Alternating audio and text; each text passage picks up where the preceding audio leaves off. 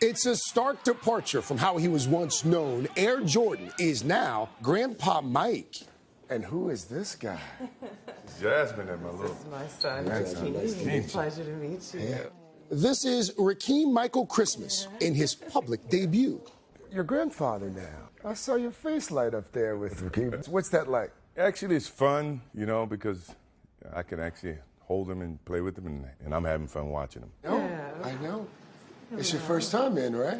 Yeah, first time. It's actually beautiful. The legendary competitor now in a new phase of life, 16 years after retiring from basketball. Michael Jordan is building on his legacy with philanthropy and community service. At least $3 million for hurricane relief, $5 million for the African American History Museum, millions to Make-A-Wish, millions to Chicago area charities. Are you at a point in your life where you want the legacy to be about more than basketball? Is that part of the motivation here? That's not my purpose for doing it. My purpose for doing it is because I see a certain need. I feel a certain warmth about it. If I feel like I'm making a difference, that's all that matters to me. By our estimation, it's $30 million in donations over the last 5 years alone. And his latest project, a health clinic for the underserved in his home state of North Carolina. As you can see, it's a very emotional thing for me. Something near and dear to his heart. I'll be able to give back to a community that's supported me over the years. When I was playing the game of basketball, to now where I'm a part of this community. The clinic, Dr. Michael Hoban's brainchild. The audience, I mean, in terms of the folks who come here, all kinds, or? We care for everybody in our community. We're here to serve our entire community, and we're passionate about that. 1, 2, 3. The goal, use integrated health care to increase upward mobility in the community. 2, 1.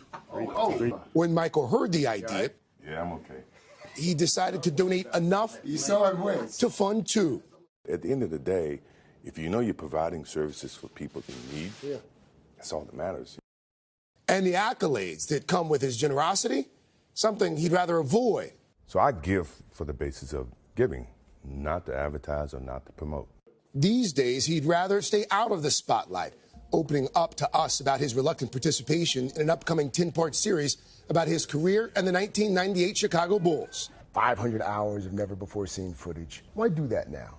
I didn't want to do it, in all honesty. I felt like it was raw enough that people would not really understand the mentality that it takes to be a winner and to be a leader. And I'm still nervous about it. It's going to be interesting to see how people interpret the whole thing. That's going to be the most intriguing aspect of the whole thing. Though his relationship with fame and the court of public opinion remains delicate, he's built a massive empire with his Jordan brand. He also owns the Charlotte Hornets, and he's worth an estimated $1.9 billion, making him the fourth richest African-American in the world. And he's not done. I guess the team wasn't enough. The brand's not enough. Underwear is not enough. What is this? We decided to do our own tequila. You know, if we sell it, we sell it. If not, at least we got enough to drink. That's a lot you're pouring there, buddy. I mean, it's Michael Jordan's tequila. I know how much the bottle costs. So. I do have a lot of stuff to do the rest of the day.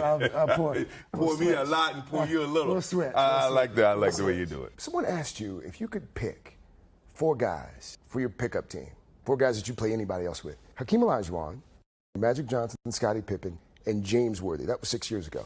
Lots happened in the league in 6 years. Would you keep the same 4? In a heartbeat. When I'm going in the trenches, I played against and with all these guys.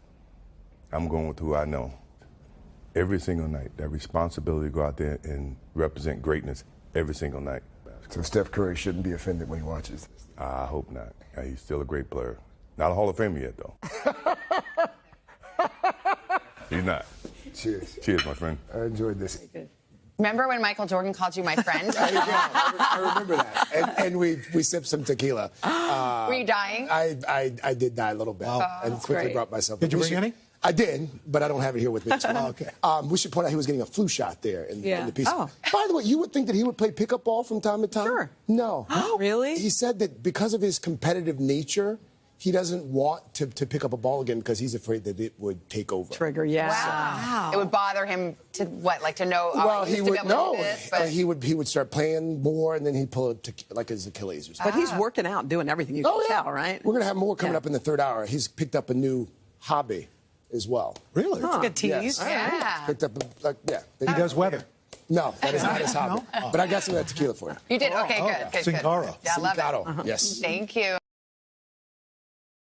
Michael Jordan reinvented basketball. His unparalleled grace, athleticism, and determination cementing him as the greatest. A Hall of Famer with a lasting legacy he's only added to off the court. Mr. Jordan. We joined Jordan to get a look at the first of 2 medical clinics he's fully funded in Charlotte, North Carolina, to help provide access to underserved communities in the area. It's opening, bringing the sports great to tears. As you can see, it's a very emotional thing for me. The Michael Jordan Family Medical Clinic. What do you think? I'm very proud of it. I mean, the Michael Jordan aspect of things is okay. It is what it is. I think what drives me is that I know this clinic is needed within the community and it's going to provide a certain service.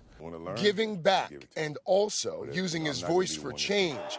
A reversal from his days on the court. You developed a reputation for being, shall we say, apolitical, not wading into a lot of the waters of social issues. Over the last few years, though, I've noticed that you've spoken out on unarmed black people being shot. You've talked about the causes and effects of poverty. You've talked about healthcare disparities. Sure. What changed? Why are you more outspoken now than you used to be? You know, when I was playing, my vision and my tunnel vision was my craft.